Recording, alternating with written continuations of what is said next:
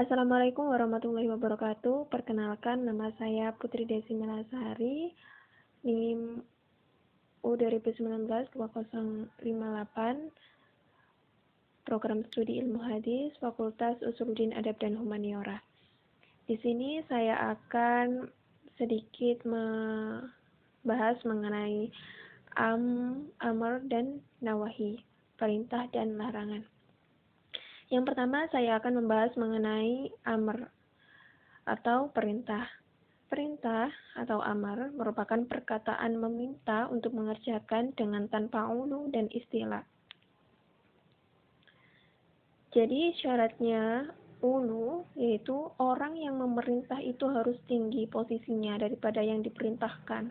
Misalkan kalau dari jabatan itu bisa dari presiden, menteri, dan lain-lain.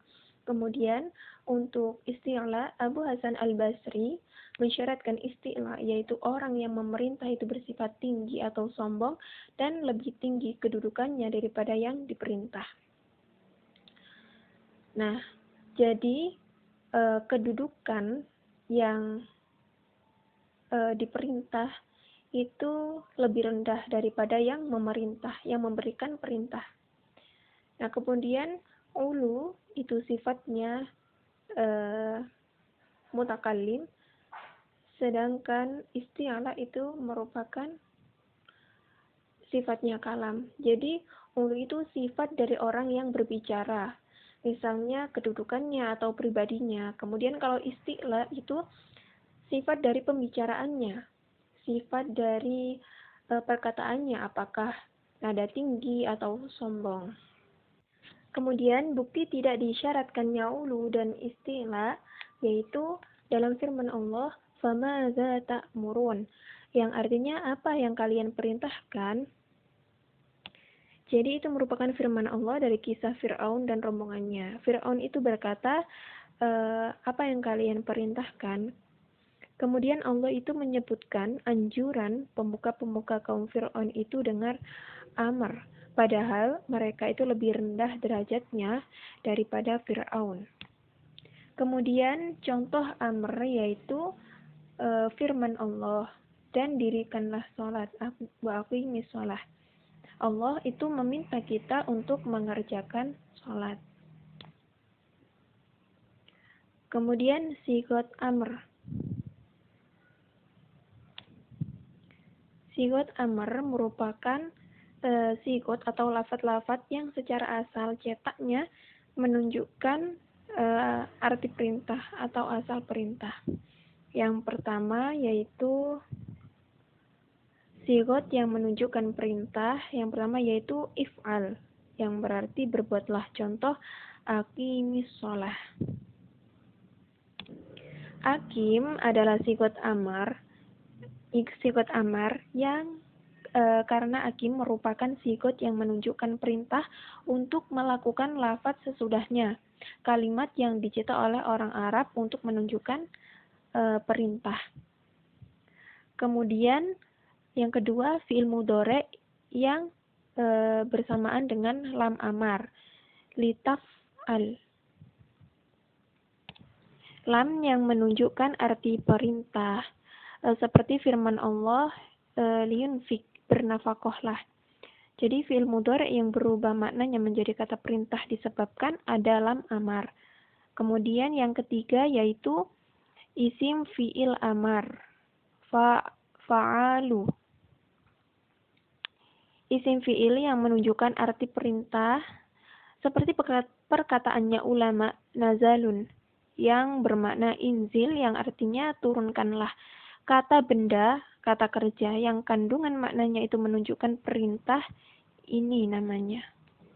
Selain tiga sigot ini tidak bisa disebut amr, meskipun secara fiqhiyah, secara kesimpulan hukumnya itu menunjukkan kewajiban atau menyimpan anjuran. Kemudian dilalahnya bentuk amr. Sigot amr hakikatnya adalah perintah jika menunjukkan makna bersifat majaz. Sigot amr itu mempunyai makna yang banyak. Sebagian usuliyun mengatakan ada 30 makna lebih, tetapi sebagian besarnya adalah makna majaz, bukan hakikat. Sigat amr adalah hakikat perintah dan bersifat majas dalam selainnya, seperti makna sunnah, ibahah, irsyad, ta'zib, dan lain-lain. Seperti sabda Rasulullah SAW, sebarkanlah salam di antara kalian. Nah, ini maknanya nadab atau sunnah, tidak wajib. Kemudian firman Allah, makanlah dari yang baik-baik. Nah, ini bersifat ibahah atau mubah, karena makan itu boleh iya, juga boleh tidak. Jadi bebas ya. Kemudian firman Allah, apabila kamu melakukan transaksi sampai waktu tertentu, maka hendaklah engkau menuliskannya. Nah, ini merupakan irsyad atau petunjuk. Kemudian contoh yang keempat yaitu sabda Nabi SAW, makanlah sesuatu yang ada di depanmu. Nah, ini merupakan ta'zib atau adab. Adab ini dianjurkan oleh Rasulullah SAW. Jadi, amru lil wujub itu adalah hakikatnya, namun bisa mengandung makna lain apabila terdapat qarinah, seperti kesunahan, kebolehan, petunjuk, dan penganjuran atau adab. Kemudian dilalahnya amr atas faur dan tikrar. Kita ketahui terlebih dahulu bahwa faur itu artinya segera dilakukan, segera dilaksanakan, sedangkan tikror artinya berulang-ulang atau bertempo. Nah, amr menurut ulama usuliyun itu tidak menuntut untuk segera dikerjakan atau bertempo. Tetapi hanya kita bisa mengerjakan apa yang hanya untuk agar kita bisa mengerjakan apa yang diperintahkan. Jadi, amr itu tidak menunjukkan kepada perintah satu kali maupun berulang-ulang. Juga tidak menunjukkan untuk segera dikerjakan dan bertempo atau ada jangka waktunya. Nah, kemudian muqaddimah wajib.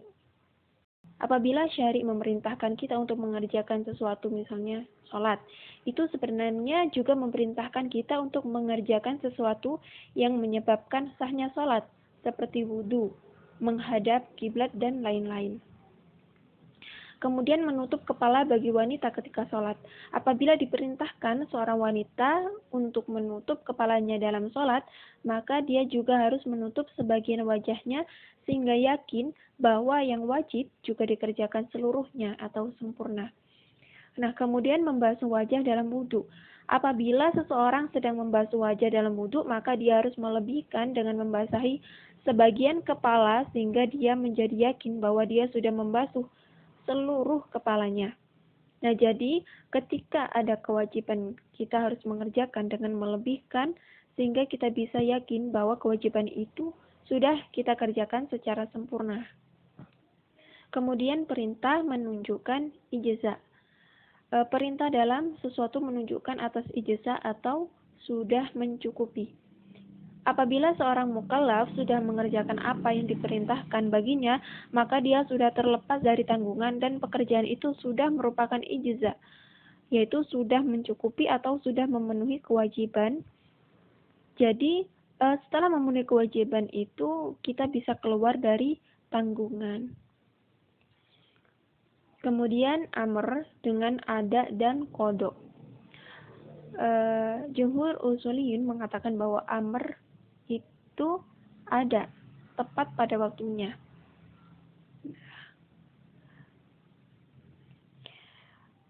Bukan dengan qada, karena qada itu butuh kepada sesuatu yang baru, berbeda dengan ijza.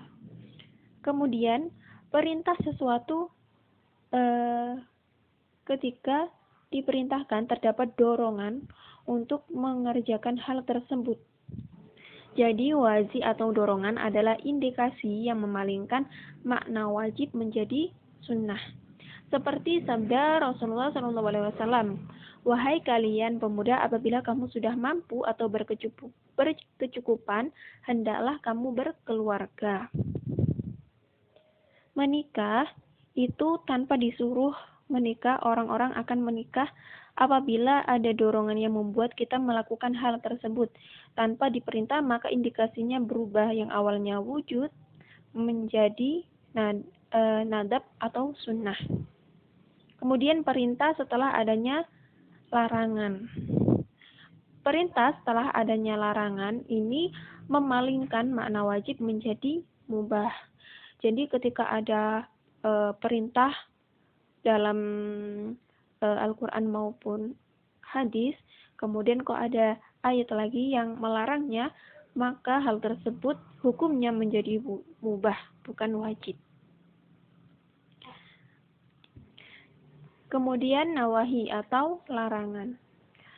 Larangan ini merupakan perkataan yang meminta untuk meninggalkan sesuatu tanpa ulu dan istilah, yaitu tanpa ketinggian dan kesombongan. Nah, sigot nawahi yaitu menggunakan la taf'al. Nawahi atau larangan hakikatnya adalah pengharaman yang sifatnya majaz. Jika bermakna selain haram, selainnya seperti makruh, itu karena ada qarinah. Jadi, jika tidak ada qarinah, maka kembali ke hakikatnya, yaitu haram. Kemudian larangan setelah kewajiban itu hukumnya haram. Dan larangan itu menunjukkan atas faur, yaitu segera dan tikrar berulang. Beda dengan amr yang tidak menunjukkan faur dan tikrar. Kemudian dilalahnya nahi atas fasad. Fasad itu bisa bermakna batal. Nah, yang dilarang itu bisa seperti ibadah, seperti sholat, zakat, dan muamalah, seperti jual beli.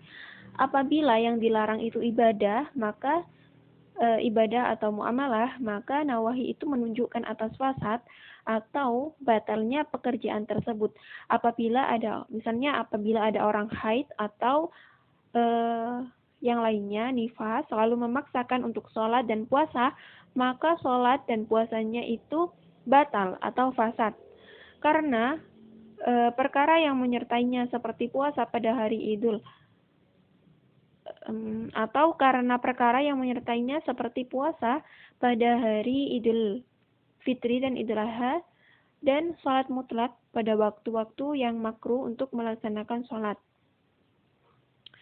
Jadi bisa jadi ibadah-ibadah tersebut jika dipaksa untuk melakukannya, maka hukumnya batal atau tidak sah. Nah, apabila yang dilarang itu muamalah, maka mempunyai 4 keadaan. Yang pertama yaitu larangan itu kembali kepada akadnya. Seperti jual beli menggunakan kerikil. Pada zaman jahiliyah dulu, dalam bermuamalah itu biasanya masyarakat menggunakan batu. Misalnya lemparkan batu lalu boleh membeli dengan sejauh batu itu mendarat, maka itu tidak boleh karena ada unsur kejahiliaan. Meskipun sekarang itu juga tetap tidak boleh dilakukan. Kemudian yang kedua, larangan itu harus kembali kepada perkara di dalam muamalah. Di dalam muamalah itu yang bagian dari akad, seperti larangan menjual hewan tetapi masih berupa sperma. Jadi pada zaman dulu itu pernah masyarakat itu menjual kambing misalnya. Namun dalam bentuk sperma belum menjadi janin, itu sudah dijual oleh pemiliknya. Nah, itu tidak dibolehkan dalam Islam karena itu merupakan barang yang belum jelas. Kemudian yang ketiga yaitu larangan itu karena terjadi di luar akad lazim. Di luar akad lazim, tapi masih mempunyai hubungan dengan hal tersebut, seperti menjual uang 1 dirham dengan 2 dirham. Nah, itu dilarang. Jadi kita tuh memiliki uang 1 dirham ya, misalkan 1 koin. Nah, kita itu menjualnya dengan harga 2 koin dari koin tersebut. Nah, itu juga dilarang dalam Islam. Kemudian yang nomor 4 yaitu larangan itu keluar dari akad muamalah. Seperti larangan jual beli ketika dipanggil atau seruan untuk melaksanakan sholat pada hari Jumat, meskipun berjual beli itu kan di luar muamalah atau akad. Nah, namun itu tidak dibolehkan karena kita takut bisa melewatkan sholat Jumat, karena kebanyakan orang itu tidak menghiraukan, sehingga ketika yang orang lain itu sholat, kita itu sibuk dengan muamalah, melakukan jual beli, sehingga ibadah kita itu terlewatkan. Baik, terima kasih. Hanya itu yang bisa saya sampaikan. Semoga bermanfaat. Sedikit lebih banyaknya, apabila ada kata-kata yang salah maupun materi yang salah, mohon maaf yang sebesar-besarnya. Wallahul muwaffiq ila aqwamit thoriq. Wassalamualaikum warahmatullahi wabarakatuh.